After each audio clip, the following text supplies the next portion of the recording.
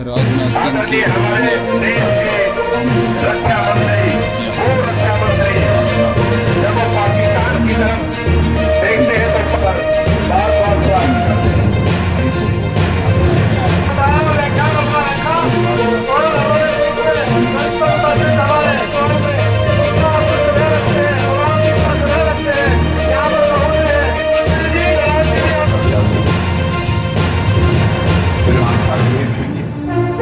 वित्त मंत्री हरियाणा श्री जयप्रकाश जी दलाल, मंत्री हरियाणा सरकार श्री विशंबर जी, श्री घनश्याम शर्मा जी विधायक, श्री शंकर भूपल जी लोकसभा संयोजक, श्री मुकेश जी गौड़ जिलाध्यक्ष भिवानी, श्रीमती किरण कलकल जिलाध्यक्ष चरखी दादरी, श्री भवानी प्रताप सिंह पूर्व अध्यक्ष नगर परिषद भिवानी, सभी सम्मानित बहनों एवं भाइयों, आप लोगों से क्षमा चाहता हूं कि खड़े होकर देर तक इस समय मैं नहीं बोल सकता, क्योंकि डॉक्टर ने सलाह दी है कम से कम एक सप्ताह आराम करना चाहिए, सभी पैर भी होगा।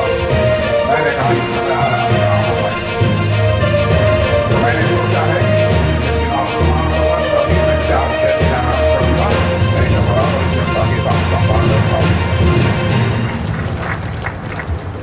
बहनों भाइयों, आप लोगों ने बहुत गर्मजोशी से स्वागत किया है। आपने फूलों की हार पहनाकर मेरा स्वागत किया है, आपने तालियां बजाकर मेरा स्वागत किया है, और मैं मानता हूं कि भारत की परंपरा है और शिष्टाचार का तकाजा है, स्वागत सलाम दुआ कभी एक तरफा नहीं होना चाहिए। इसलिए मैं भी अपनी तरफ से शीश झुकाकर आप सभी बहनों भाइयों का हार्दिक अभिनंदन करता हूं, आप सभी का मैं स्वागत करता हूं। आज यदि मैं आया हूं तो केवल भारतीय जनता पार्टी के प्रत्याशी धर्मवीर जी के लिए वोट मांगने नहीं आया। आज यदि मैं आया हूं तो अपने छोटे भाई के लिए वोट मांगने आया।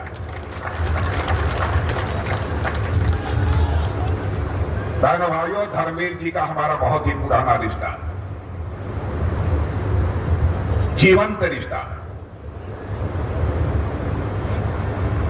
भारत की संसद में भी जब हम लोग मिलते हैं एक दूसरे से, लगता है कि हमारा कोई मिल रहा है।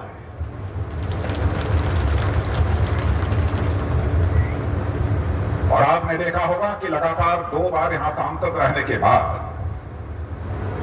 कोई मां का लाल उंगली उठाकर नहीं कह सकता कि हमारे धर्मवीर जी के दामन पर कोई भ्रष्टाचार की दाग लगी। क्या ऐसा व्यक्ति चुनकर भारत की संसद में नहीं पहुंचना चाहिए? और इसलिए भी पहुंचना चाहिए कि हमारे प्रधानमंत्री ने फैसला किया है बीजेपी नेतृत्व की एनडीए को 400 से अधिक सीटों पर विजय प्राप्त करनी। बहनों भाइयों, भारत ही नहीं सारी दुनिया ने यह मान लिया है, तीसरी बार भी भारत में सरकार यदि किसी की बनने जा रही है तो मोदी जी के नेतृत्व की भारतीय जनता पार्टी की सरकार बनने जा रही है। आस्था की बेड़ियों को काटने के लिए हंसते हंसते फांसी के फंदे को चूम लिया। अशफाकुल्लाह खां 21 साल की जवानी थी, मां कहती थी बेटा जवान हो गया है, शादी कर ले, बहू ला, बूढ़ी हो गई हूं, मेरी देखभाल करेगी। लेकिन अशफाकुल्लाह के दिल में तो आजादी हासिल करने की दीवानगी थी, मुस्कुरा कर मां के आग्रह को टाल देता। लेकिन जब अंग्रेजों की हत्या करने के मामले में फांसी की सजा हुई, फांसी के तख्त पर ले जाया गया, तो मजिस्ट्रेट ने पूछा कि बोलो अशफाकुल्लाह, तुम्हारी अंतिम मुराद क्या है?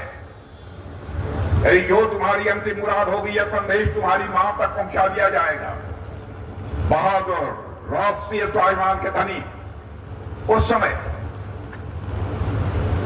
उन्होंने कहा था अशफाकुल्लाह खान ने, ऐ मजिस्ट्रेट, जाकर मेरी मां तक यह संदेश पहुंचा दे, तुम्हारा बेटा तुम्हारी मुराद पूरी करने जा रहा है।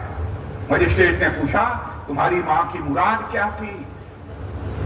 तो उसने बताया मेरी मां की मुराद थी कि अशफाकुल्लाह शादी करे। कहां है वह लड़की जिसके साथ तुम शादी करने जा रहे हो? अरे मजिस्ट्रेट, क्या तुझे दिखाई नहीं देता है? मेरी आंखों के सामने जो ये फांसी का फंदा है, यही वह हमारी महबूबा है जिसे आज मैं अपने गले से लगाने जा रहा हूं, जिसके साथ मैं शादी रचाने जा रहा हूं। इसी स्वाभिमान की भावना से चंद्रशेखर आजाद सरदार